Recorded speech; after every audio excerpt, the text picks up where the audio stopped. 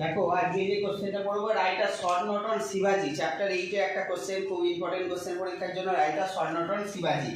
ফার্স্টের পয়েন্ট কি রয়েছে? Towards the end of the 17th century, অর্থাৎ 17th সেঞ্চুরি শেষের দিকে আ পাওয়ারফুল স্টেট স্টার্টেড এমার্জিং, মানে একটা শক্তিশালী রাষ্ট্রের আবির্ভাব ঘটেছিল। আ powerful state started emerging in the Deccan. কোন জায়গায়?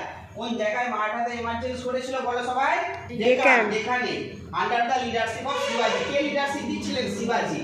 which finally led to the establishment of Maratha state, এবং যার ফলে মানে কার এস্টাবলিশমেন্ট হয়েছিল? কোন স্টেটের এস্টাবলিশমেন্ট হয়েছিল?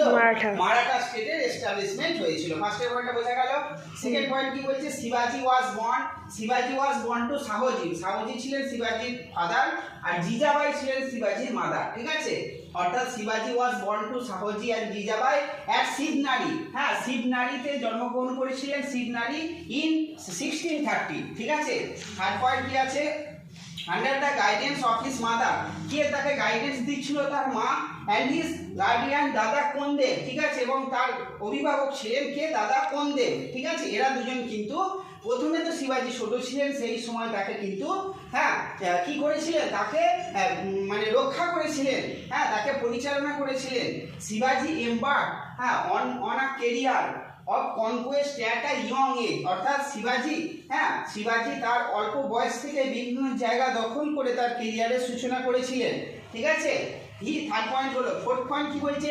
হি exploits against the factors of Bijapur. ঠিক আছে, অ্যান্ড দ্য মুঘলস। তিনি এক্সপ্লয়েট করেছিলেন, মানে করে দিয়েছিলেন, বাতিল করে দিয়েছিলেন, গাদিকে পরাজিত করেছিলেন না হচ্ছে বিজাপুরের রুলারকে, এবং হচ্ছে মুঘল দিকে মেড হিম আ লেজেন্ডারি ফিগার। এবং এই বিজাপুরের রুলারকে এবং মুঘল দিকে পরাজিত করার ফলে তিনি কিন্তু একজন লেজেন্ডারি ফিগারে পরিণত হয়েছিলেন, একজন মহান ব্যক্তিত্বে পরিণত হয়েছিলেন। ঠিক আছে।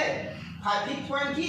হি open resorted a guerrilla warfare, অর্থাৎ তিনি একটা গেরিলা ওয়ারফেয়ার, মানে হচ্ছে গেরিলা টার্মটার মানে হচ্ছে কি? Small war. গেরিলা মিন্স হচ্ছে স্মল ওয়ার, ছোট যুদ্ধ, যেখানে ছোট সেনাবাহিনী স্মল মিলিটারি নিয়ে একটা লার্জ মিলিটারির এগেনস্টে কিন্তু মুভমেন্ট করবে, ওয়ারে পার্টিসিপেট করবে। এবং এই গেরিলা ওয়ারের মেন যে ফিচার্স হচ্ছে যে ভৌগোলিক, অর্থাৎ জিওগ্রাফিক্যাল যে একটা মানে ফেসিলিটি এই গেরিলা ওয়ারফেয়ারের মাধ্যমে নেওয়া হয়। ঠিক আছে, যার ফলে একটা লার্জ আর্মিকে একটা কিন্তু স্মল আর্মি কিন্তু পরাজিত করতে পারে বা ডিফিট করতে পারে। ঠিক আছে, এই গেরিলা ওয়ারফেয়ার করে তিনি কিন্তু তার অপোনেন্টস দিকে, তার যারা বিরোধী ছিলেন তাদেরকে কিন্তু পরাজিত করেছিলেন বা ডিফিটেড করেছিলেন।